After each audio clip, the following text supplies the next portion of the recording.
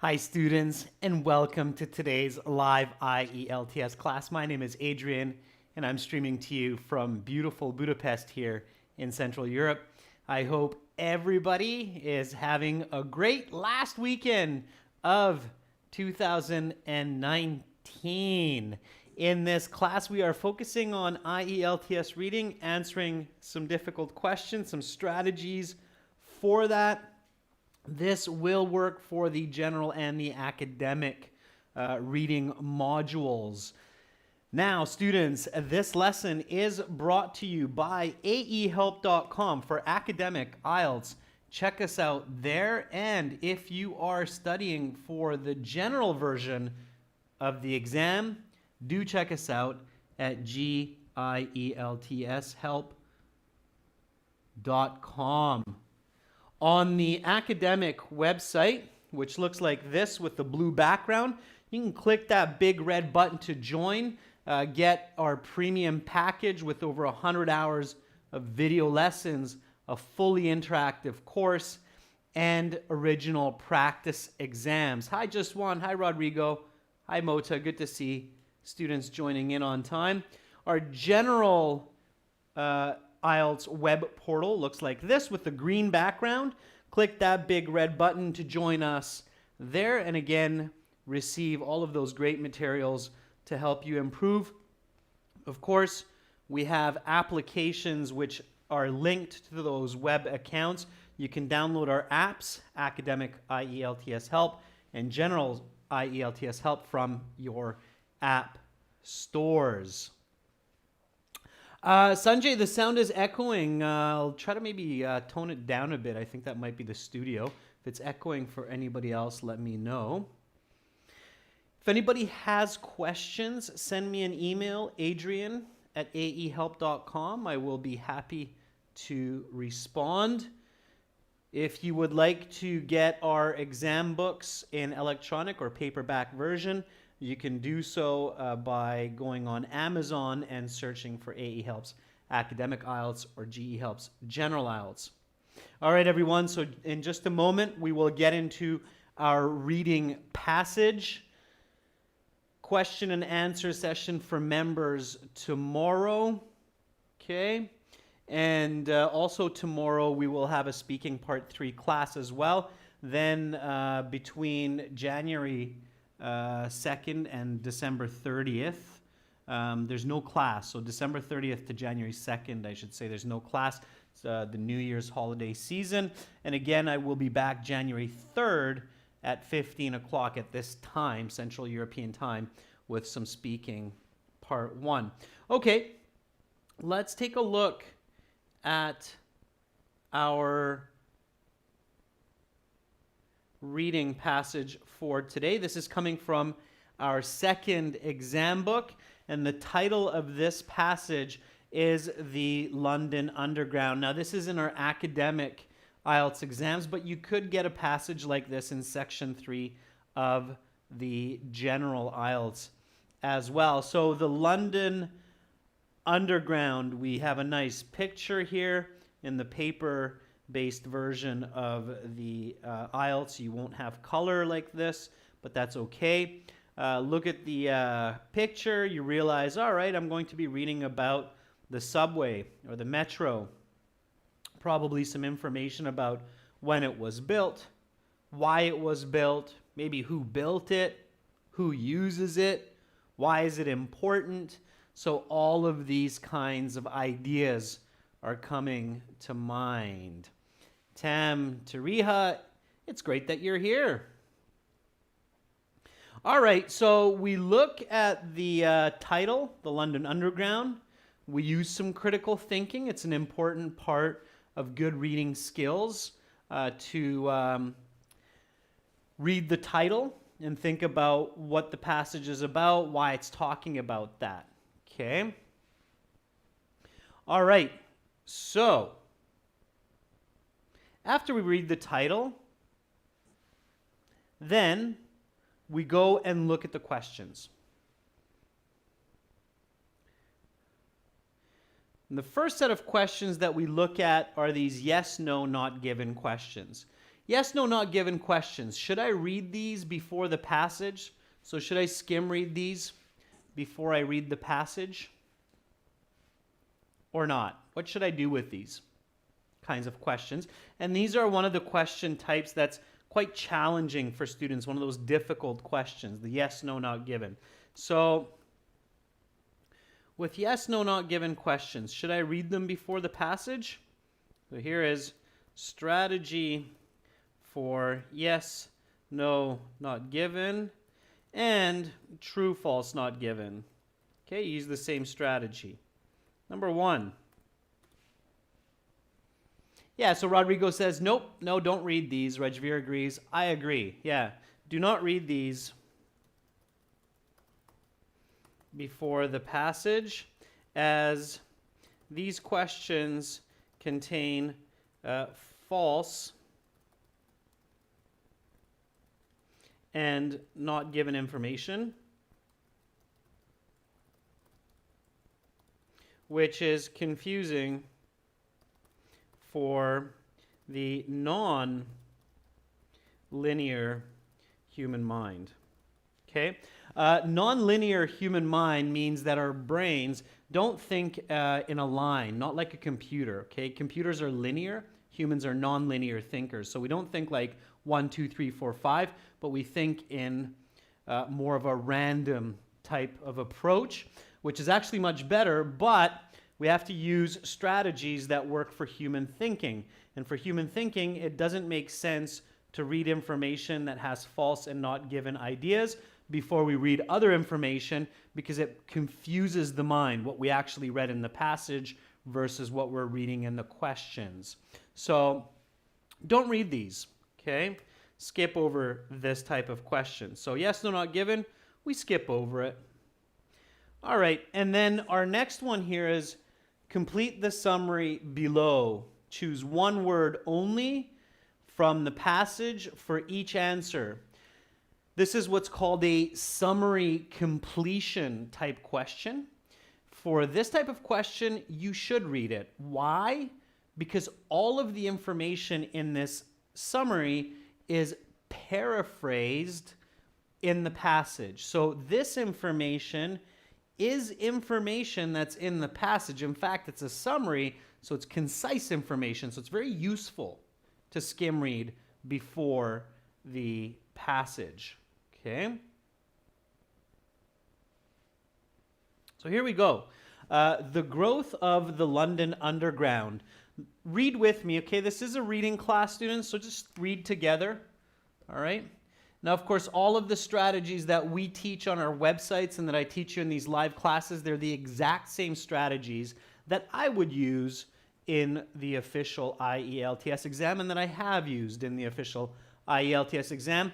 For instance, I would never just use skimming and scanning as a main strategy. It's not effective for high band scores. Okay, let's read this one. So the first line of the Underground was constructed in 1863. And over the next something decades, additional lines would increase the breadth of the system's reach. By the start of World War I, the central part of London was completely covered. Through the mid-20th century, the focus was on making the system available to those living in the something of the city. Before 1933, there were many governing bodies. These were something companies with their own contracts and land. Conversely, management of the tube today is public, looked after by the transport something. All right, good. So we read that. So now we know that we will learn about the history of the London Underground, when it was constructed, who owned it. Okay. And we have some more questions, 10 to 13. Complete each sentence with the correct ending. So this is completing sentences. Again, it's kind of challenging for some students, these types of questions. Here you have 4 statements for the 4 questions, 10, 11, 12, 13. And then you have 6 choices. So 2 of these are wrong, false. We don't know which 2. So we're going to leave the choices, and we're going to read only these statements to give us a little clarity. So read with me. The tube map is. The map is useful because it allows a person. Beck's key insight was. London's core is. Okay, so there's a person here, something about a map, another piece about a map, and something about London. Sure. Now, for those of you who need to get a band 7 or more, it is imperative, which means it's very, very important, that you actually read the passage. How much time do you have to read the passage? So if you're reading, what do you think is a realistic amount of time that you can spend to read one passage like this? So in the academic IELTS or in section 3 of the general IELTS, how much time can you actually spend on one passage? And then how much time should you spend on the questions? What do you think? What's the ideal situation? Okay. Sukhdeep Kaur, I'm going to help you exactly with that question of making sure that you have correct answers. Okay. So RKS Entertainment says 5 minutes. Gaming World says 20 minutes. Gaming World, you have 20 minutes to read and answer all the questions. Okay. So, in my opinion, it is absolutely okay. We'll come back to the yes, no, not given strategy in a moment. But reading time. Okay. You have 20 minutes for each passage in academic IELTS. Okay. You can use 8 to 12 minutes to read the passage, and roughly, depending on what kind of skills you're using, 8 to 12 minutes to answer questions. Your goal is to have a minimum 70% understanding of the passage after you read it. Okay? If your main strategy is skimming and scanning, so you're searching for answers, trying to match between the passage and the questions, flipping the pages like crazy, if you're really lucky, you might get a 6.5, maybe a 7, if you're really, really lucky. And by that, I mean like you buy a lottery ticket and you win $50,000 lucky. Okay, so that's how lucky you have to be to get those scores with skimming, scanning strategies. Okay, skimming and scanning strategies usually work until band 5.5, maybe 6 for the easier questions. You cannot use that strategy for more challenging questions. They simply don't work. There's too much paraphrasing. Paraphrasing means you won't find the words and the information in the same way. Okay? So you have to read the passage if you want to get those higher band scores. If you can't read a passage like this in 8 to 12 minutes, okay, then you need to work on increasing your reading speed and comprehension, and there are strategies for that also. Okay, it's very important. I hope that's clear for everyone. A grade 12 English speaking student would read this passage in 4 to 5 minutes. Okay? If you're planning to do university in another country, you have to reach that speed. All right? Okay, here we go, students. So let's read this together. Again, this is reading, so I will ask you some questions with each paragraph as we read, and then we will answer the questions together. How does that sound? Okay, sounds good? Thumbs up? Hopefully good. Here we go. Okay. So from the top, the London Underground. One of the most notable aspects of London, the Underground or Tube, is also one of the most utilized by locals and visitors alike. Over 1.3 billion passengers use the London Underground every year. If you have ever visited the city, it is very likely that you have been told to mind the gap.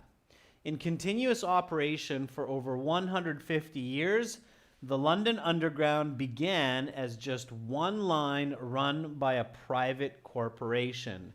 Today, the system is publicly owned and is comprised of 11 separate lines.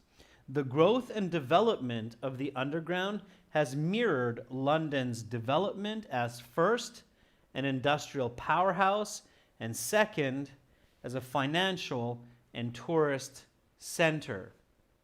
Okay. So, who uses the London Underground? Answer some questions for me, students. A couple of questions. Who uses the London Underground? Question number 1. Question number 2. How many people use the London Underground? Question number 3. Who owns the London Underground? So, who uses the London Underground?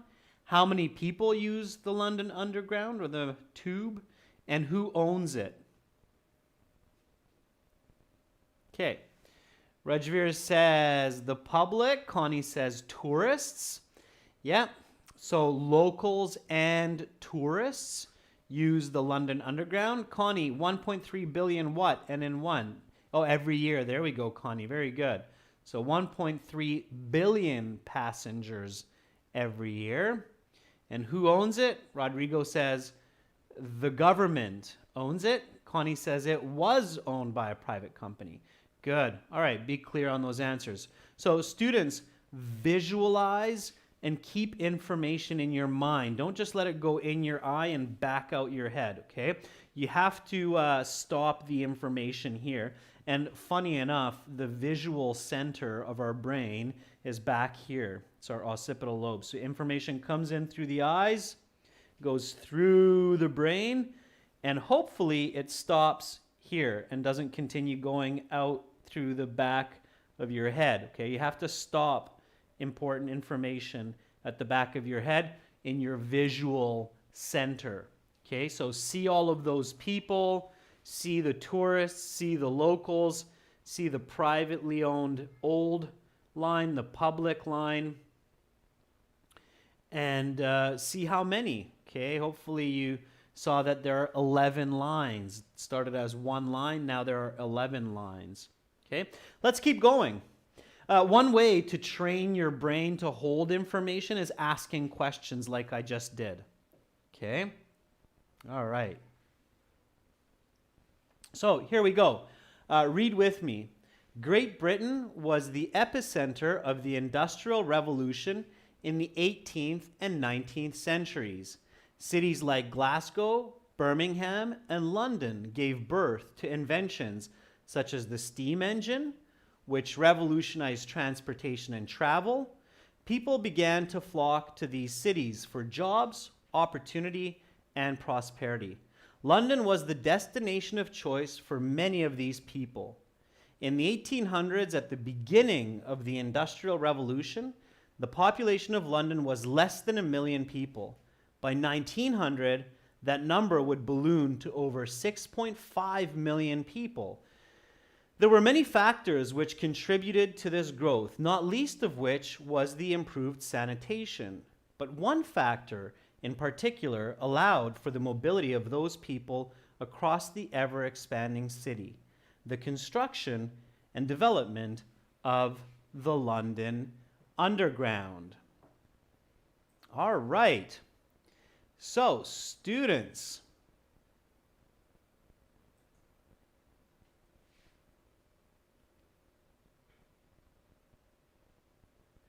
question: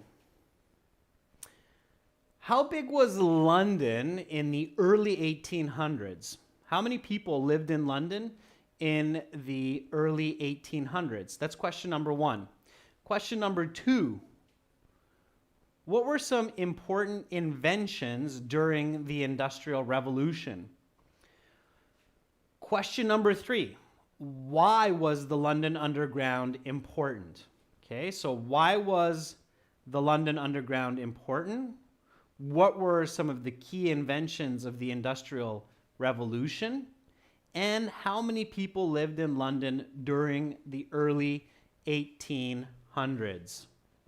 Okay, answer those questions for me, please.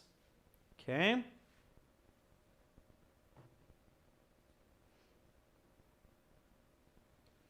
Yeah, so Nayan Rana says less than 1 million. Great. Yeah, so less than 1 million people lived there. Rajveer Singh says improved sanitation was a very important advancement. Yes. Naya Rana says the steam engine. Yes, and the steam engine is basically the train, okay? It's the locomotive, the train. All right. And why was the London Underground an important advancement? So what did that enable? Let's see if somebody can answer that.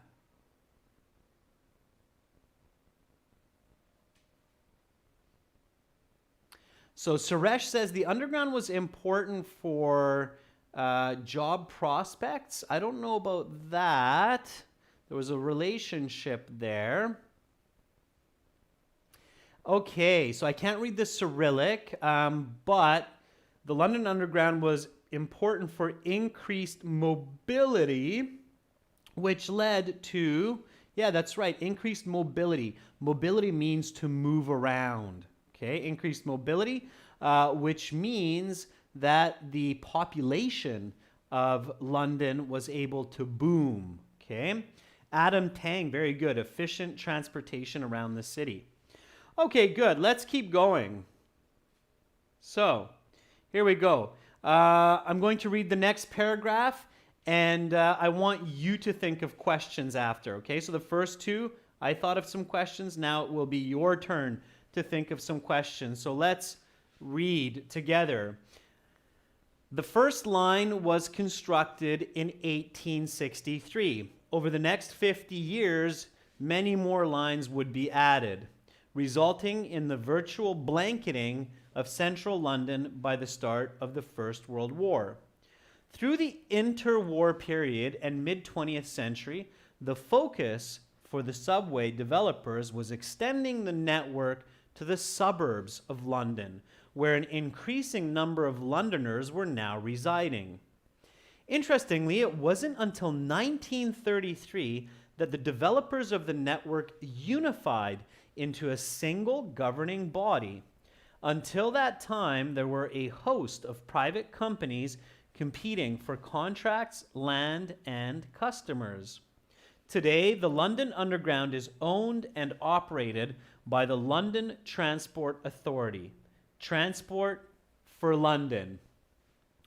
All right, students, write a couple of questions for that body paragraph. So write a couple of questions that come to mind. So as you read that, what would be some logical questions, some key questions in this body paragraph that we could ask from our fellow students or from others that make sense for, of course, the topic, which is the London Underground? The reason you want to do this kind of Q&A without worrying about the questions in the reading is just to train your mind to focus and hold information. So Jahangir Ksiadarov says, when was the first line constructed? Okay, sure, that's a kind of a specific question. It's not bad, but it was a specific question. So let's take that one. When was the first line constructed? Okay, Tam Taria has a good question. Tam Taria is asking, who owns the London Underground? So who owns the London Underground? Yeah, sure. Okay. So a lot of people are focusing on this detail of when was the first line constructed, which is okay, but make sure that you don't get lost in just details, but look at the bigger picture as well. I really like Pachu Yadav's question, but she was asking what happened in the mid 20th century. Okay, so let's go with these. So when was the first line constructed? Who owns the London Underground now? Okay. And Latifa is asking, where were the subways extended to in the 20th century? Good.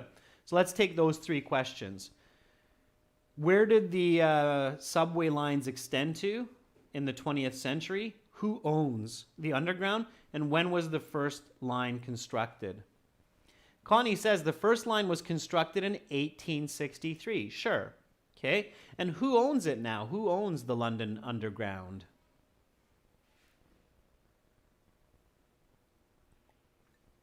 And importantly, where do the metro lines stretch to in the middle of the 20th century?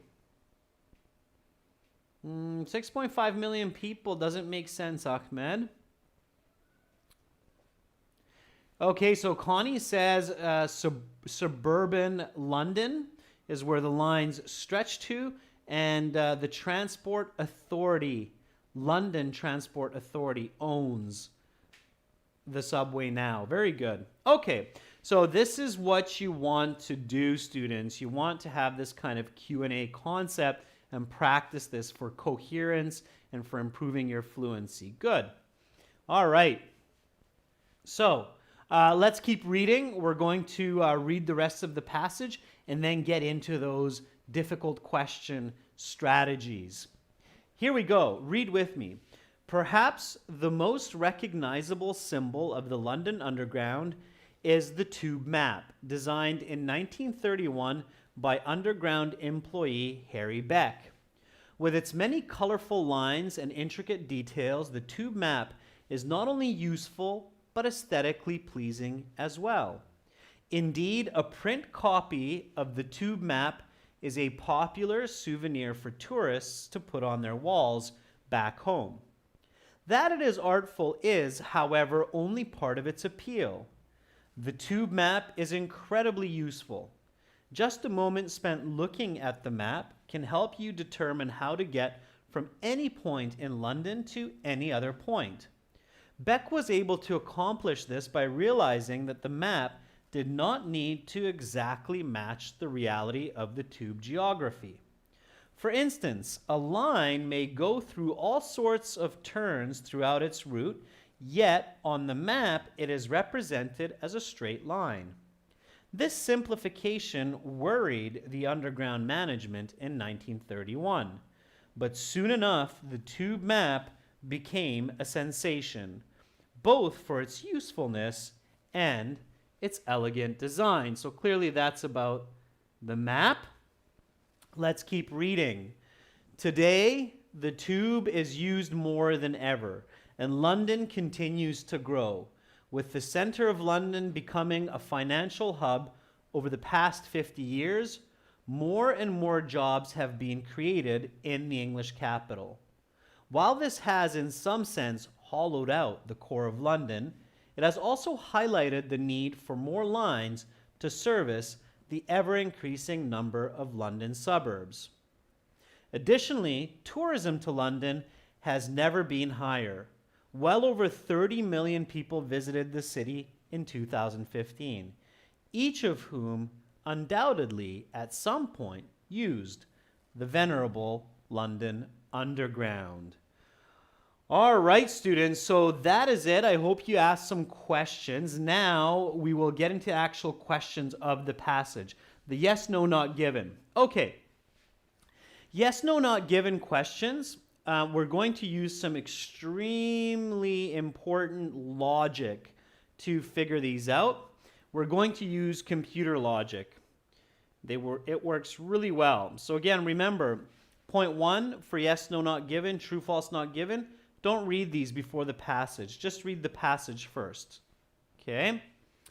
Now, the second point is use logic.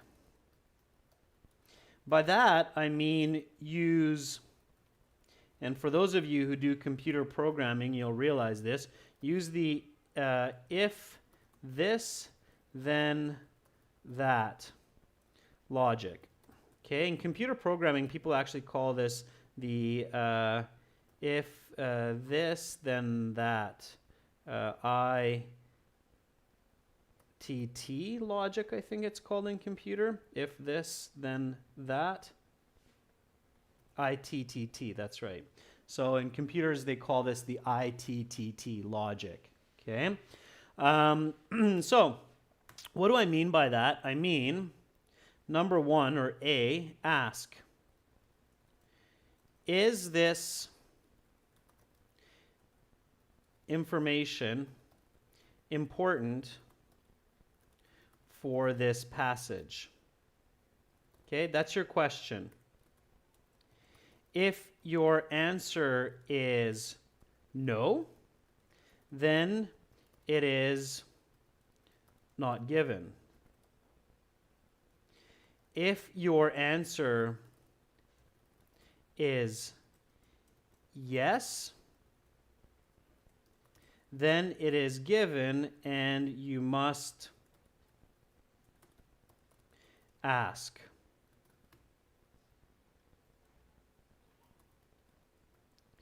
Is the information true or false? Now, if this is confusing, don't worry, I'll show you and explain it to you. Okay. So this is how you arrive at the answer. So another way to look at it is this kind of pyramid. I'll show you what I mean. So your first job is to figure out whether or not the information is given. Okay? So you need to ask, is it important?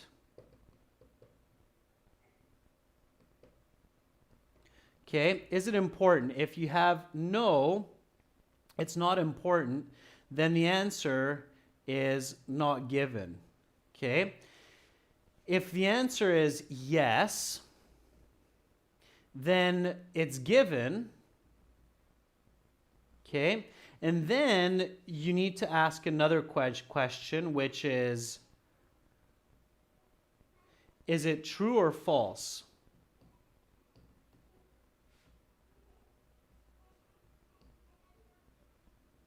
Okay? And then you'll arrive at no, it's not true, or it's false, or you will arrive at it's given. So it's yes. We're looking at yes, no, not given here. If here, you might end up with another answer. That other answer might be maybe. If you arrive at maybe, then you have to search. Okay? Does this logic make sense? Okay, so do you understand what I'm showing you with this logic? So you read the statement in the yes, no, not given. You ask yourself, is it important? Ask it in full sentence.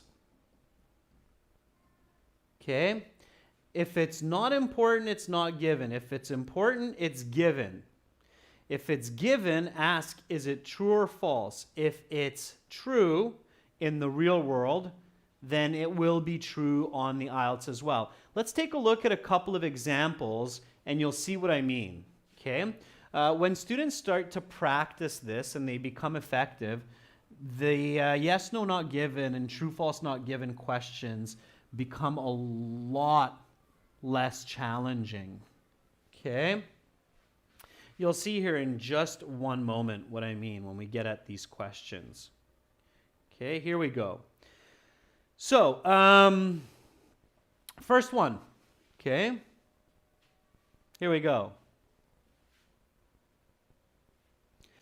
Over 1 million passengers use the tube each year. So here I ask myself, is it important for the passage, talking about the London Underground, to know how many passengers use the tube every year?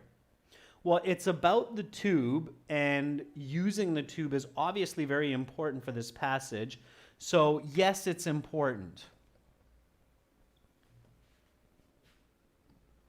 Okay, so I know that it's given, so therefore it's given. Okay, Is it true that over 1 million people use the London Underground? So here's 1 million. Here is the users. Okay, I'm using the math sign over. So is this true? Is it true that over, not equal to, is it true that over 1 million people use the London Underground each year? Yeah, absolutely. Absolutely, it's true because it's 6.5 billion or something like that. And 6.5 billion is a lot more than 1 million. So, okay, so it's definitely true because of the word over. Okay, careful. Over means this symbol in math, right? So the answer here is yes. Okay, when it's yes, no, not given, make sure you don't accidentally write true, otherwise you'll get it wrong, okay? So you have to use yes in this case. Okay, next question. The tube is privately owned. Is it important to know who owns the tube? So let's go to question number 2 here. Is this important? Is that important to know who owns the tube? Okay? Yeah, it's important. Absolutely. Okay? For this passage, yes, it's important. Okay? So it's given. My next question is it true? Is it true that the tube is privately owned? Is it privately owned? Is it one person that owns the tube? So it's important. Is it privately owned?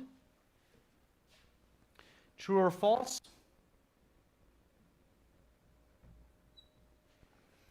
To get our final answer. So Gaming World says no. Roman Reigns says no. Latifa says no, it's not true. Everybody says it's false. Yeah, because it's publicly owned. It's owned by the London Authority, right? So the answer then must be no. Okay? It was privately owned, but now it is not privately owned. So be really careful with the past present tense. Okay? In the past it was privately owned, but now it's publicly owned. Okay? Number 3, the steam engine was invented in London. Is it important to know where the steam engine was invented? This is for number 3. Is it important to know where the steam engine was invented? Police Crime says no. Veerpal Kaur says no. With a lot of signs. Roman Reigns says no. Okay.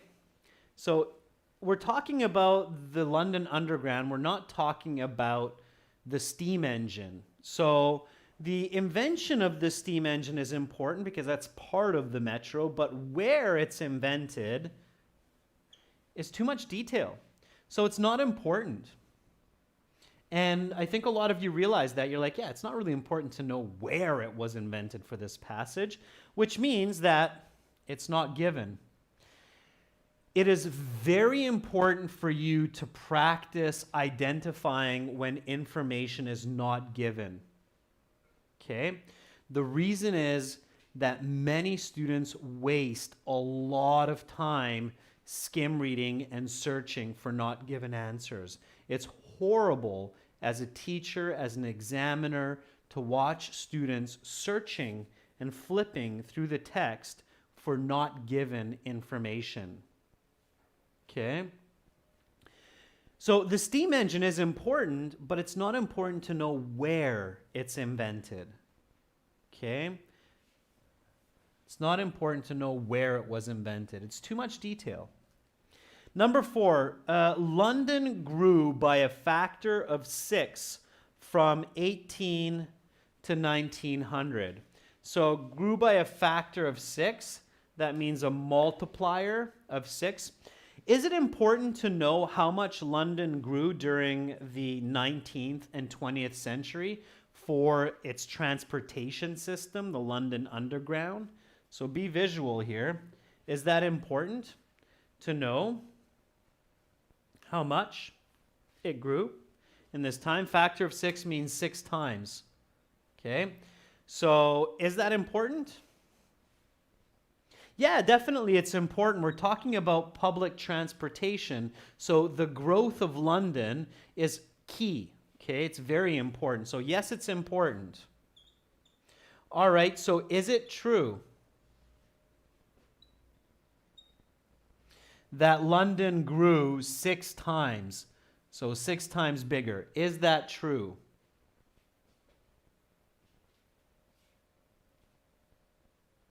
So a lot of you new in, Roman, Lou, you're all saying yes, yes, yes.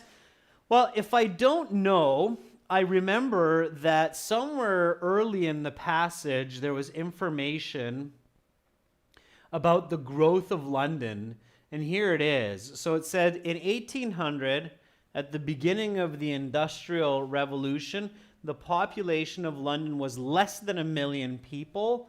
By 1900, that number would balloon to over 6.5 million people. So, million, 6.5 million, how many times bigger is it? Yeah, roughly 6 times, right? A little bit more than 6 times. So if I have to search, okay, then it's still really good to use my visualization so I know where I'm searching, okay? And I realized that, yeah, it's true. So 1800, 1 million, 1900, 6.5 million.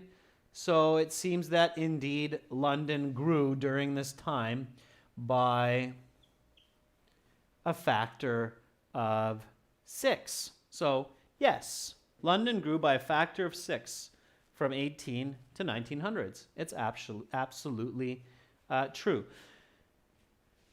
I didn't search for this one. I didn't search for this one. I didn't search for this one. This one I searched. Okay? That's about how much you should search for information in the text. Okay? So ideally, for those students who are wanting to get a band 7 or more, keep in mind, okay, so this is an answering question strategy. So when you're answering questions, you should not search more than about 1 out of 4 to 5 questions in the text. If you are searching the text for every question, you will run out of time and get a band score 6 or less. Okay? If you get more, I have had students who are like, well, I got more than 6.5, and I searched for every question. Then I tell those students, so if you're one of those students that's like, hey, I can get 6 when I search for every question, I'll give you a hint.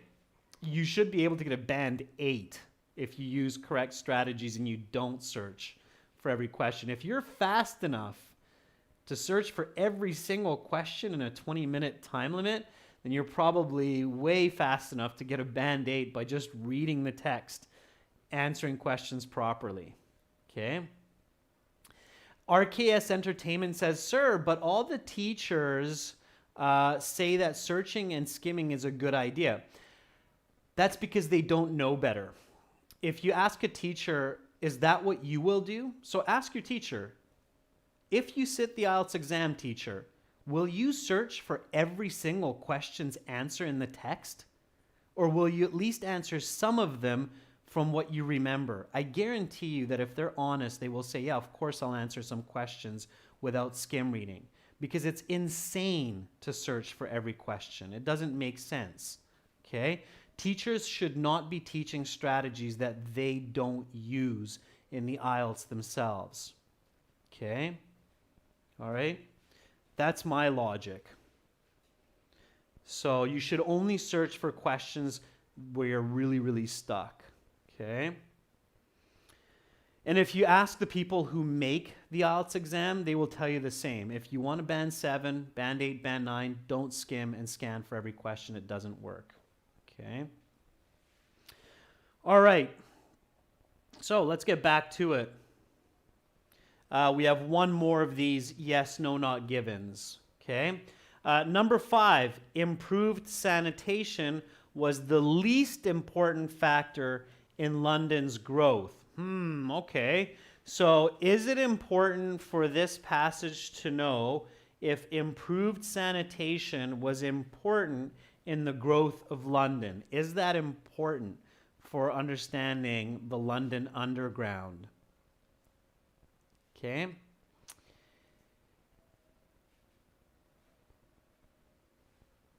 It seems like it's not.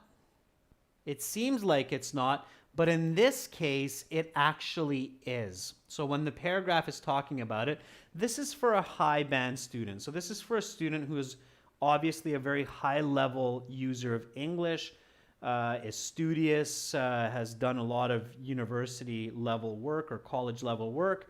It's looking for that band 9. It doesn't seem like it's important, but in this case, it is important. Now, if you remember the word sanitation, again, you might say, okay, here is where I will look back at the text. So you remember that, yeah, okay, it's in that same area with the 6.5 million people. And so I'll keep going there.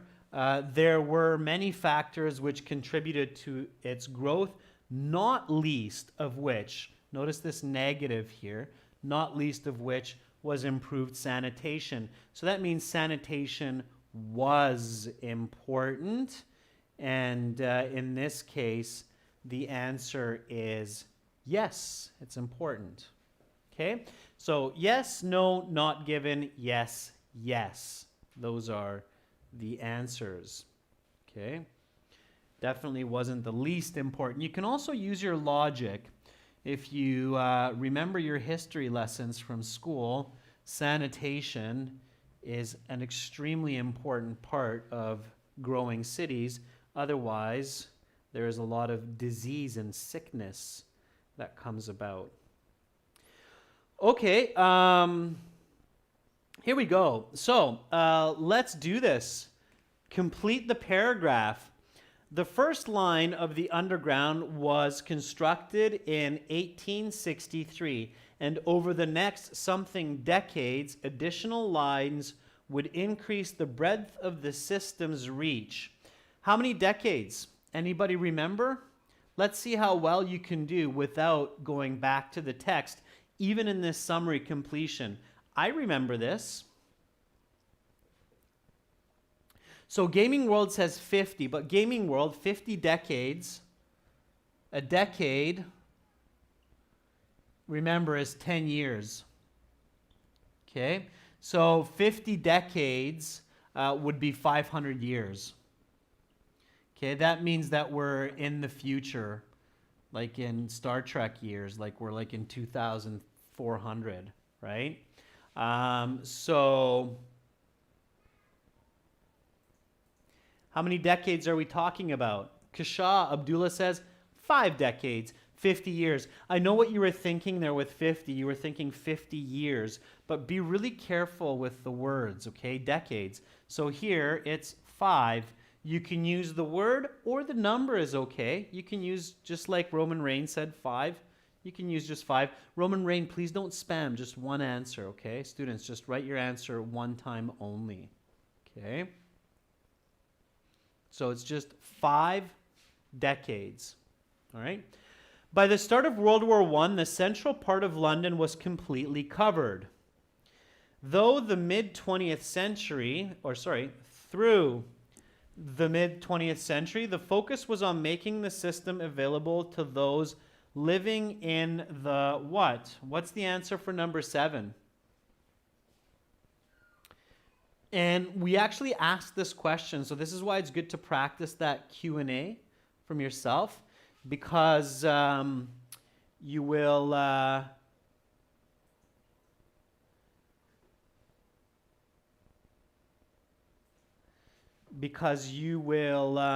remember and answer some of these questions on your own. So for number 7, the system was available to those living where in the city?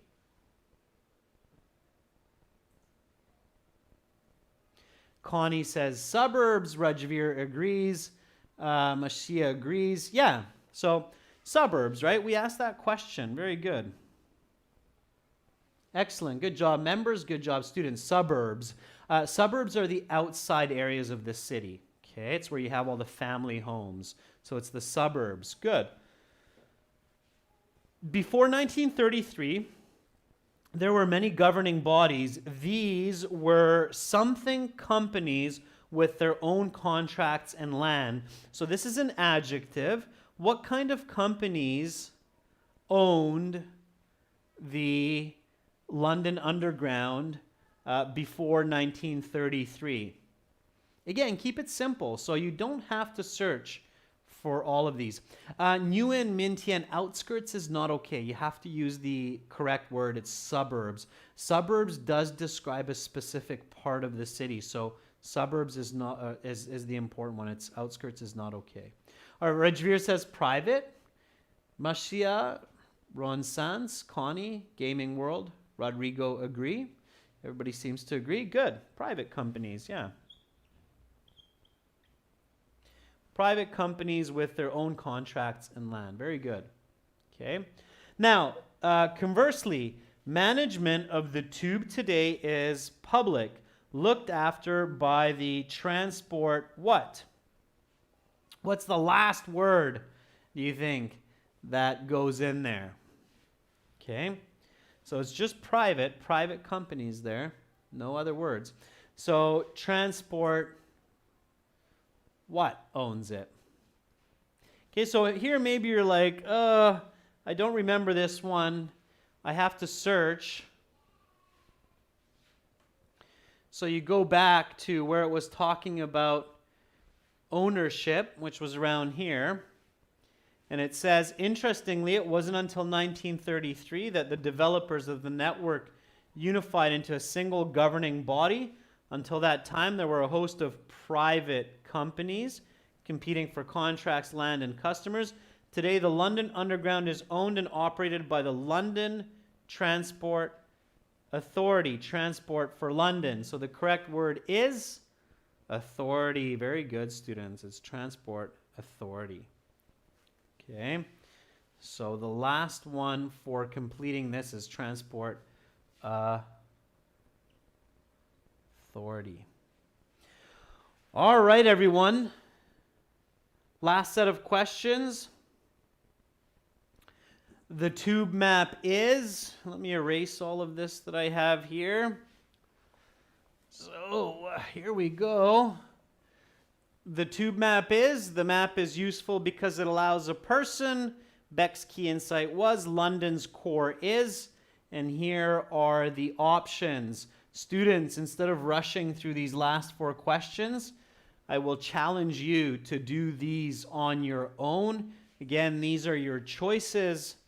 These are the sentences that you have to finish. You can watch the video again later, or at least the end of the video, to see the questions and choose the correct answers. You can send your answers to my email, and I will tell you if they are correct or wrong. I'll give you the answer key.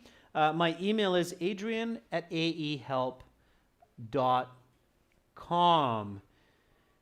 For everybody watching, be sure to check out our websites, join our premium package to get HD video lessons over 100 hours, 6 original practice exams, and a fully interactive course for your phone, tablet, PC, for which you can also get an app. Okay, so aehelp.com for academic IELTS, gieltshelp.com for general. You're very, very welcome. Lou, Pachu, you're welcome as well. Thank you so much, students, for watching. When you're looking for our websites, this is the general, this is the academic. Click the big red button to join There, you're very welcome. Connie, great participation. All right, everyone. Tomorrow I will be back with a Q&A session for members, so questions and answers. Make sure to write down some questions that come to mind today, members, for tomorrow's class. And then we will have a speaking part 3 practice and strategy class to finish off this year. So make sure that you're here at the same time tomorrow. For today, I wish you a great rest of your December 28th. And if it's late in your country and you're getting ready for the 29th, then sweet dreams and much love to all of you from the heart of Europe, Budapest. Bye for now.